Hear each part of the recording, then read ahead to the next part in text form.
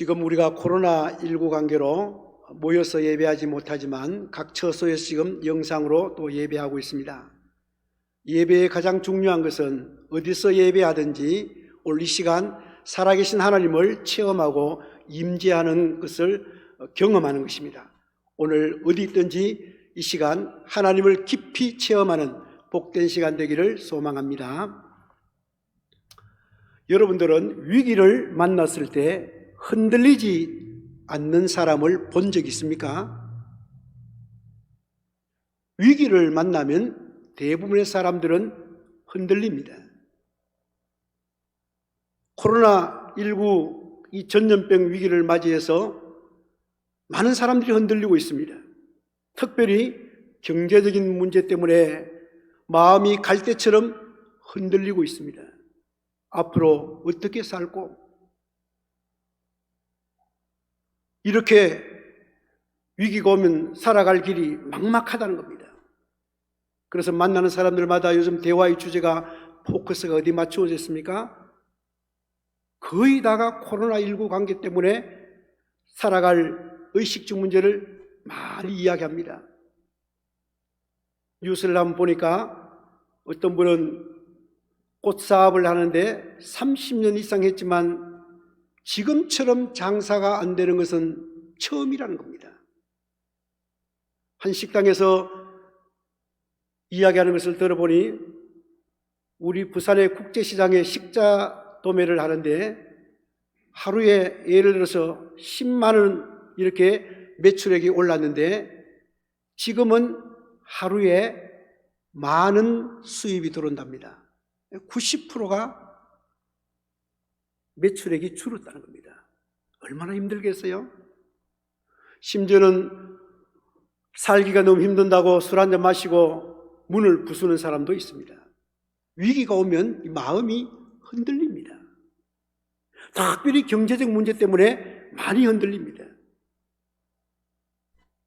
위기가 여러 분야가 있겠습니다만 오늘 읽은 시편 62편은 다윗의 시입니다. 다윗도 오늘 2절 보면 크게 흔들리지 아니하리로다 했는데 이 말은 다윗도 위기가 왔을 때는 흔들렸다는 겁니다. 여러분, 다윗은 한마디로 자기 인생을 표현한다면 파란만장한 삶입니다. 여러분, 다윗이 얼마나 이 파란만장한 삶을, 고난을, 위기를 많이 겪었는지 모릅니다. 보통 우리가 고난당할 때 해석이 되면 견딜만 합니다. 아, 내가 이래서 고난당하는구나. 해석이 안 되는 고난을 당할 때 정말 힘듭니다. 다윗은 해석이 안 되는 고난을 당합니다. 사울 왕이 다윗을 죽이려고 했지요. 다윗 잘못 있었습니까? 아무 잘못이 없습니다. 근데 여러분, 다윗이 여러분 얼마나 도망다니는 삶이 힘들었겠습니까? 지금 메삼주를 하다 보면 오늘 사무엘상 여러분 18장부터 20 몇 장까지 넘어가다 보면 다윗이 사울 왕 때문에 도망다니는 파란만장한 삶의 현장을 우리가 볼 수 있습니다. 여러분, 다윗이 도망다녔던 장소를 지명을 연구해 보면 예루살렘을 중심으로 해서 동서남북 도망 안 다닌 데가 없습니다. 예를 들어서 그일라 지역, 그리고 가드 지역, 그리고 노브 지역, 그리고 또한 라마 지역, 그리고 또한 마온 항무지, 그리고 또한 엥게디 동굴 읽어보면 오늘 본문 메삼조를 하다 보면 참 이렇게 도망 다녔습니다.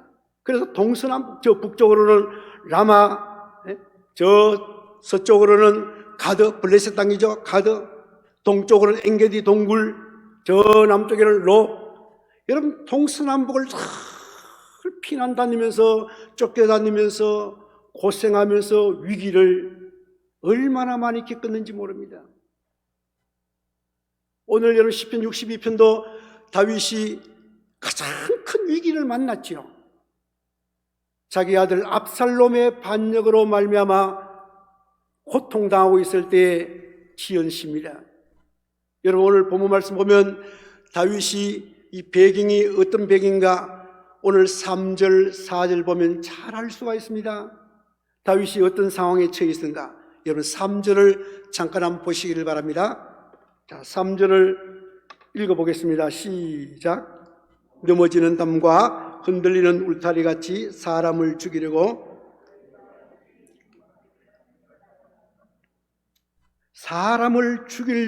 이런 상황이 나오죠. 생명까지 위협받는 상황입니다.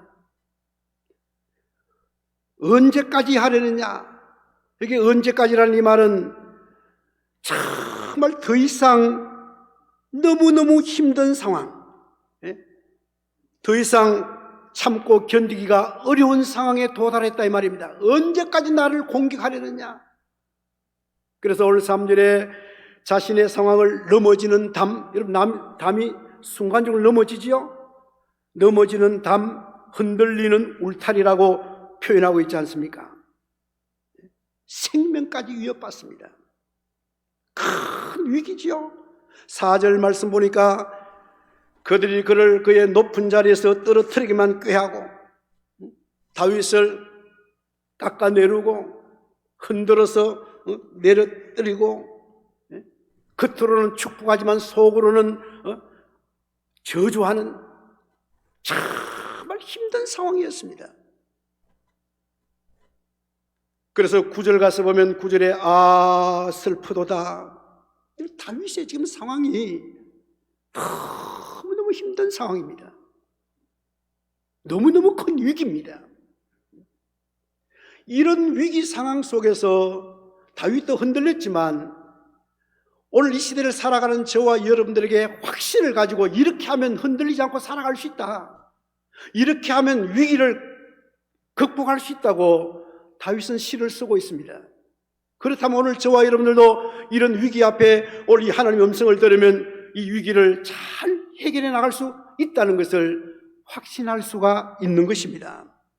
자, 그러면 다윗은 이런 상황 속에서 어떻게 반응을 했습니까? 어떤 선택을 했습니까? 오늘 1절, 5절에서 잘 보여주고 있습니다. 1절 보십시오. 나의 영혼이 잠잠히 하나님만 바라며, 또 반복하고 있습니다. 5절 말씀 가서도 보면 나의 영혼아 잠잠히 하나님만 바라라. 자, 여기에서 여러분 나의 영혼아 잠잠히 하나님만 바라라, 이 말은 아무것도 하지 말고 가만히 있어라 이런 의미가 아닙니다. 그럼 도대체 다윗이 이런 위기 상황에서 잠잠히 하나님만 바랐다는 것은 무슨 의미를 가집니까? 쉽게 이야기하면 이런 위기 앞에 인간의 생각, 인간의 방법을 동원하지 아니하고 전적으로 하나님만 의지하고 하나님만 바라보았다 이 말입니다. 지금 아들 때문에 쫓겨가 고통을 당하고 있지만 이 문제는 내가 인간적인 방법, 얼마든지 무기를 동원할 수 있고 군사를 동원할 수 있습니다. 왜요? 왕이기 때문에 한마디 하면 동원할 수 있습니다. 그러나 다윗은 이 문제는 인간의 방법이나 인간의 수단이나 무기를 동원할 것이 아니라 하나님만이 이 문제를 해결할 수 있다는 것을 그는 믿었기 때문에 잠잠히 하나님만 바라보고 하나님께 모든 문제를 맡기고 하나님께 의탁하며 기도하는 다윗의 모습을 발견할 수가 있는 것입니다. 이 문제를 오직 하나님만이 해결할 수 있다는 것입니다. 그런 마음으로 하나님을 바라보는 것입니다. 자신의 생각이나 경험을 포기했습니다. 여러분, 이게 쉬울 것 같습니까? 굉장히 어렵습니다. 잠잠히 하나님만 바라보는 게 여러분, 하나님을 모르면 도저히 할 수 없는 일입니다. 오늘 여러분 이 본문에서 다윗이 고백하는 가운데 여러분 주목해 보아야 할 단어가 있습니다. 오늘 시편 62편 1절부터 12절까지 6번 이 단어가 나옵니다. 우리 한글에는 다 나오지 않습니다만은 원어에 보면 아크, 이 아크가 뭐냐면 오직, 진실로, 만, 여기 아크입니다. 오늘 다윗이 하나님만 바라보라 하면서 오늘 본문에서 아크라는 단어를 문장 제일 앞부분에 쓰면서 절대적으로 강조합니다. 자, 여러분 성경 말씀 한번 주목해 봅시다. 1절 하나님만 바라는다. 오직 하나님만 나오죠. 그리고 2절 오직 그만만이 나오죠. 그 다음 또 5절 가서 보면 하나님만, 6절에 가서도 오직 하나님만이죠. 문장 제일 앞에 쓰면서 절대적으로 강조합니다. 오늘 다윗이 이런 위기 앞에 오직 하나님만 잠잠히 바라보라는 겁니다. 위기 앞에 이 문제는 하나님만이 해결할 수 있다는 것을 믿고 인간의 방법이나 인간의 이걸 손을 쓰지 아니하고 오직 하나님만, 진실로 하나님만이 해결할 수 있다는 것을 다윗은 선택을 했다는 것입니다. 오늘 여러분 이 위기 앞에 우리도 하나님만 바라보고 우리가 할 것이 없죠. 사실 여러분 이 위기 앞에 우리가 뭘 할 게 있습니까? 아무 손댈 게 없습니다. 우리가 할 일이 없습니다. 하나님만 바라보고 이 문제는 하나님이 개입하셔서 하나님이 해결해 주시도록 잠잠히 하나님을 바라볼 수 있기를 소망합니다. 다윗이 이렇게 하나님만 바라볼 수 있었던 이유가 있습니다. 왜 다윗은 이 위기 앞에 하나님만 바라볼 수 있던 그 이유가 어디 있습니까? 오늘 본문 1절에서 말해주고 있죠. 왜냐하면 구원이 하나님께로부터 나오기 때문에. 그리고 5절 가서 보면 소망이 하나님께로부터 나오기 때문에. 그래서 하나님만 바라본다는 겁니다. 나를 구원할 자는 하나님이다. 나에게 소망을 줄 자는 하나님이다. 그래서 하나님을 바라보는 것입니다. 여러분 세상에 소망을 두면 반드시 절망하게 됩니다. 왜요? 세상 것은 다 사라지기 때문입니다. 여러분 세상 것 사라지지 않는 거 보았습니까? 권세, 권력 다 사라집니다. 건강 사라집니다. 자식들 사라집니다. 성공 사라집니다. 명예 사라집니다. 여러분 세상 것에 소망 두면요 반드시 절망합니다.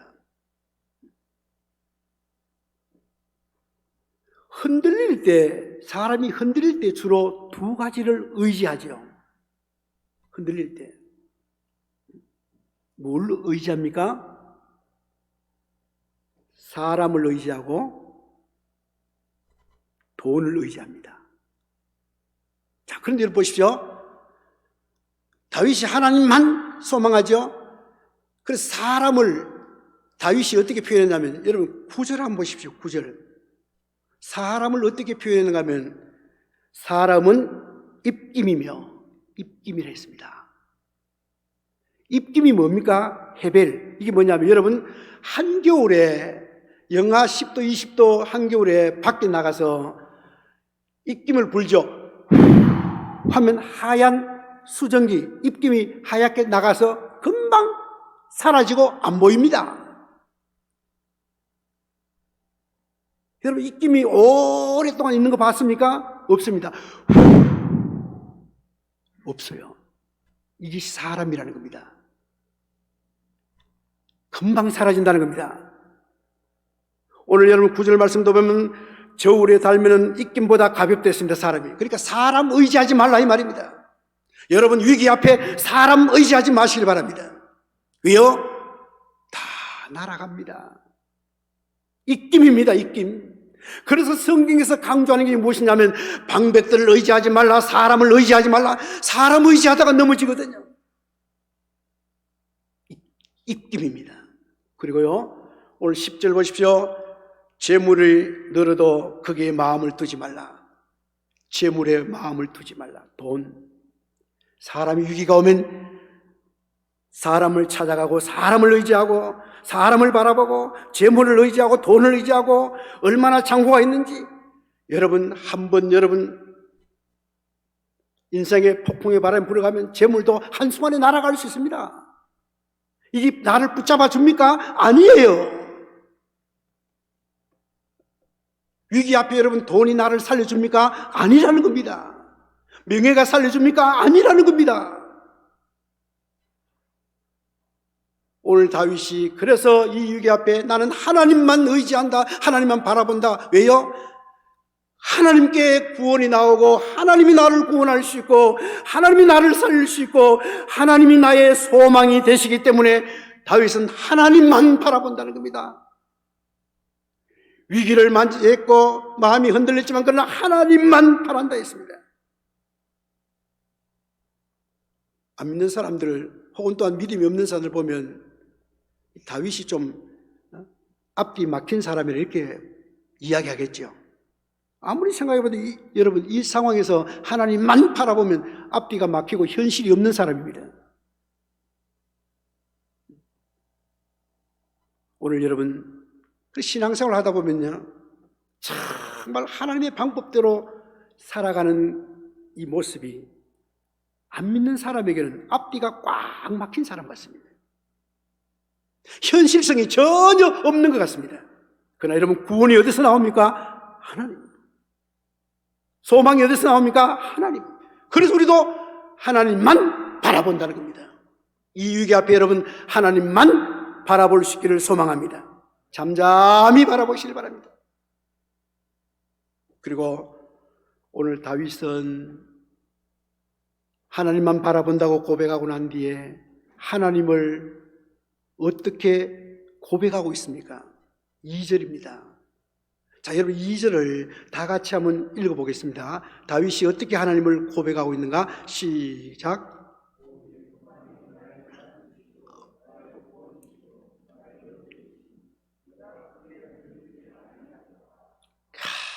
여러분 보십시오. 다윗이 정말 인생의 큰 위기 앞에 하나님을 고백하는데 이렇게 고백합니다. 하나님은 여호와는 나의 반석이시요 하나님은 나의 구원이시요 하나님은 나의 요새시요.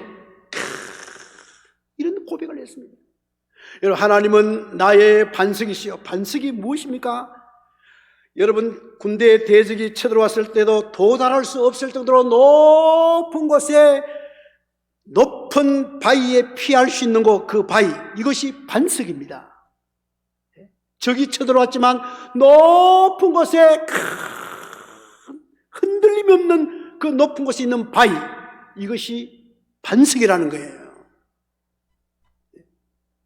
요새는요 저 높은 언덕 위에 세운 견고한 성입니다. 적군이 쳐들어와도 대적과 싸울 수 있고 방어할 수 있는 곳입니다. 높은 곳에 성을 세워놓습니다. 요새입니다. 요새. 다윗은 하나님을 그렇게 고백했던 겁니다. 접근할 수 없도록, 적들이 쳐들어올 수 없도록. 그래서 다윗이 하나님은 나의 반석이시오 나의 구원이시오 나의 요새시요. 이런 고백을 하는 것을 발견할 수 있습니다. 여러분 다윗이 오늘 2절에서 이런 고백을 했는데 다윗이 여러분 하나님을 이론적이거나 교리적인 하나님에 머무는 분이 아닙니다. 오늘 우리 현대인들이 이 부분을 우리가 잘 캐치해야 됩니다. 뭐냐면 우리가 교리적으로는 너무나 하나님에 대해서 완벽하게 알고 있습니다. 교리적으로 너무 잘 알아요. 이론적으로 너무 잘 압니다. 다윗이 여러분 이렇게 고백했던 하나님은 교리적인 하나님, 이론적인 하나님에 머무는 그런 하나님이 아닙니다. 다윗이 이렇게 고백한 것은 다윗이 삶의 현장에서 광야에서 철저하게 훈련받으며 체험했던 하나님입니다. 구원의 하나님을 체험했고 반석 되신 하나님을 체험했고 요새이신 하나님을 체험해서 나온 고백이라 이 말입니다. 여러분 사울왕이 다윗을 죽이려고 매일 찾으러 다녔습니다. 심지어는 칼을 들고 사울왕이 다윗을 죽이려고 던졌습니다. 숨어있는데 수천 명을 군대를 풀어가지고 다윗 잡아라 했습니다. 그런 위기 속에서도 하나님께서는 다윗의 생명을 붙들고 구원해 주시고 살려주시고 도와주시고 하나님 인도하시고, 하나님은 나의 구원이시요 나의 반석이시요. 10년 넘도록 여러분 사울왕이 다윗을 시기하고 질투해서 다윗을 죽여버리려고 눈에 불을 켰지 않습니까? 하나님은 그런 상황 속에 10년 넘도록 피난 다니고 도망 다녔지만, 그러나 하나님은 다윗을 구원해 주셨고 다윗의 반석이 되어 주셨고 다윗의 어떻습니까? 요새가 되어신 하나님이라고 지금 고백하고 있다 이 말입니다. 오늘 저와 여러분들 하나님을 그냥 이론적으로 교리적인 하나님에 머물면 안 됩니다. 오늘 저와 여러분들도 하나님은 눈에 보이지 않습니다. 손으로 잡을 수 없습니다. 그러나 하나님은 살아계십니다. 체험을 해야 된다 이 말입니다. 오늘 우리 사랑하는 성도님들, 오늘도 영상으로 예배드리는 모든 성도님들 한번 자신을 점검해 보시길 바랍니다. 나는 살아계신 하나님을 체험했느냐? 사랑하는 자녀들에게 질문을 던집니다. 우리 넘치는 게 사랑하는 자녀들이여, 여러분 살아계신 하나님을 체험하고 있느냐? 체험했느냐? 언제 체험하고 어떻게 체험했느냐? 이 질문 앞에 스스로 대답을 해봐야 됩니다.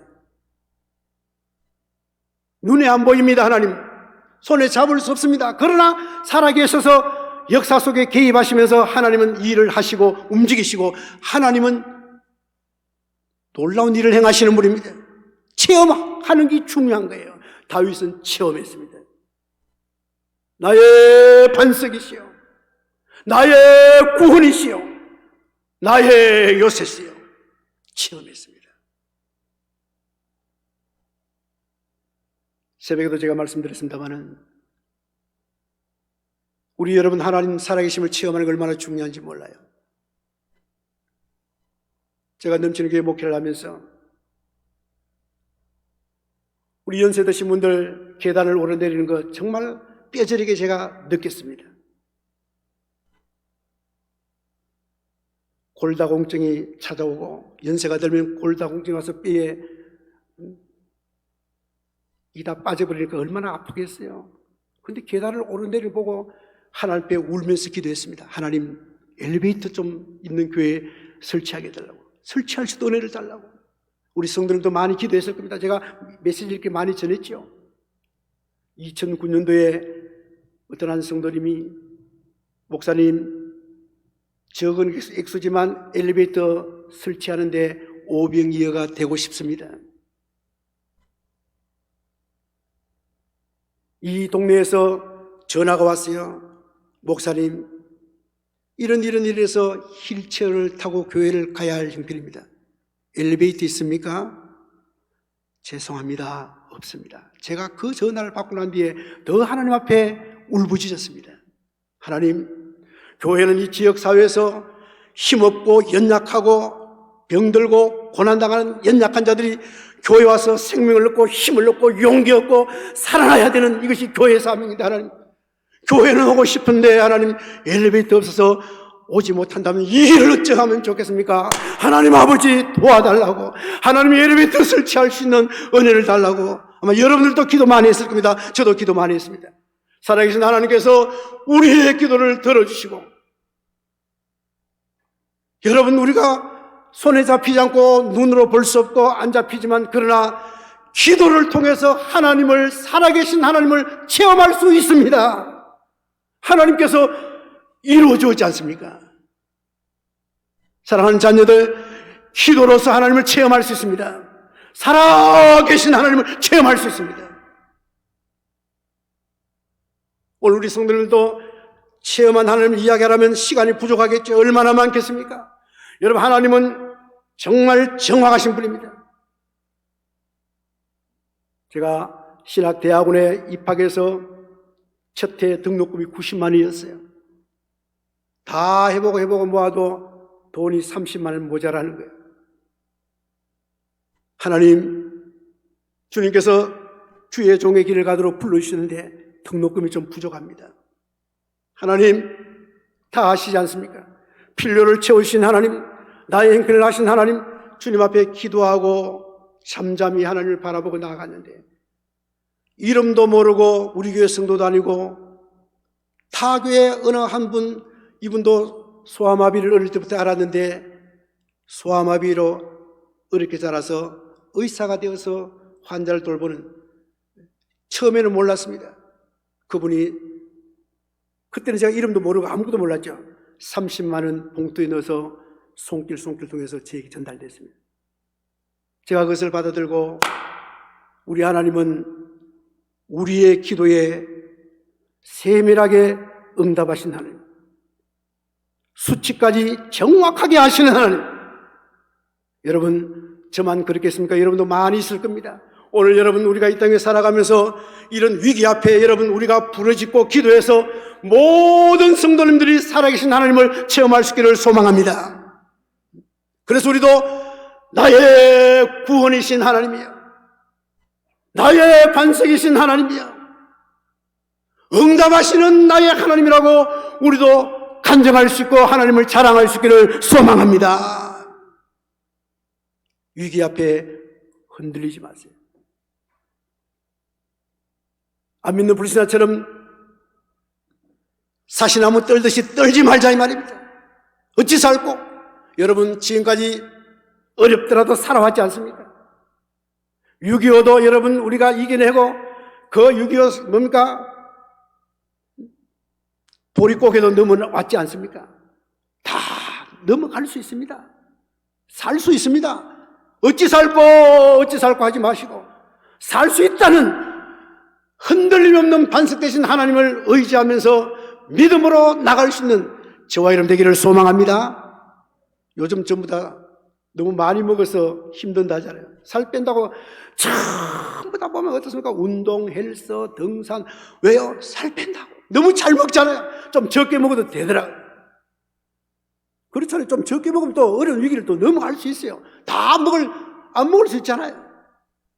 저는 개인적으로 요즘 하나님 앞에 지도자로서, 목사로서 회개하면서 하루 한 끼씩 금식을 계속 하고 있습니다. 금식하면서 하나님 기도하는 것도 참 좋고, 그러나 개인적으로 다릅니다. 제가 살 빼려고 그렇게 예를 들어서도 제일 안 되는 부분이 살 빼는 거더라고요. 그래서 제가 이 교회 올 때 85kg로 갔어요. 요즘 제가 뭐 이제 좀 적게 먹고 이렇게 운동하고, 운동을 계속 하니까 요즘 이제 77kg 내려오는 거예요. 그것도 조금 이래가지고 얼마나 기분이 좋은지 모르겠어요. 좀 적게 먹어도 상관이 없더라. 꼭 3끼를 다 먹게 될 거 없잖아요. 예를 들어서 여러분, 위기가 오면 하루 10,000원 쓸 거를 5,000원 쓰면 된다는 거죠. 살 수 있습니다. 그런데 여러분 보십시오. 다윗이, 저는 정말 위기 앞에, 그 고난 앞에, 고난 속에서 영성이 깊어진 거예요. 다윗이 어떻게 이런 영성이 나옵니까? 어떻게 다윗이 이런 상황에서, 여러분, 꽉 막힌 사람같이, 앞뒤가 안 통하는 사람같이 보이지만 얼마나 영성이 깊어요. 이런 영성이 어디서 나옵니까? 위기 때, 고난 때 훈련받은 거예요. 여러분, 우리 성도님들은, 그리스도인들은 이 코로나 위기 앞에 어떻게 살고 하지 마시고, 이 위기 앞에 훈련받으면 오늘 저와 여러분들도 깊은 영성으로 들어갈 수 있는 기회가 되는 줄 믿으시기 바랍니다. 된다는 거예요.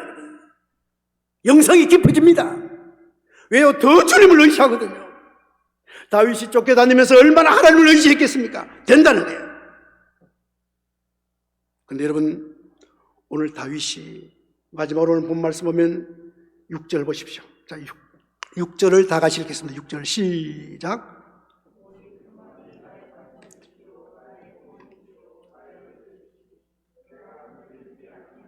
내가 흔들리지 아니하리로다. 얼마나 멋진 고백입니까? 근거가 어디서 나옵니까? 흔들리지 않는 근거. 인간의 힘입니까? 권력입니까? 아닙니다. 왕입니다. 왕 다윗은. 권력이 아니고, 재물이 아니고, 돈이 아니고, 자식이 아니다 이 말이에요. 흔들리지 않는 근거가 어디서 나오느냐 말이에요. 신뢰하는 근거가 바로 하나님입니다. 하나님을 의지하면 흔들리지 않는 삶을 살 수 있다, 그렇게 말합니다. 여러분, 다윗이 이 상황을 보면 자기 아들이 압살롬이 반란을 일으켜서 도망가잖아요. 도망갈 때 감람산으로 가면서 머리를 가리고 신발도 못 신고 쫓겨나왔어요. 신발도 맨발로 도망갑니다. 울면서. 인간적으로 생각해 보십시오. 인간적으로. 그런데 광야에서 참 홀로 지내면서도 흔들리지 않는다고 이야기하잖아요. 이 근거가 어디서 나왔냐 이 말이죠. 하나님입니다. 하나님.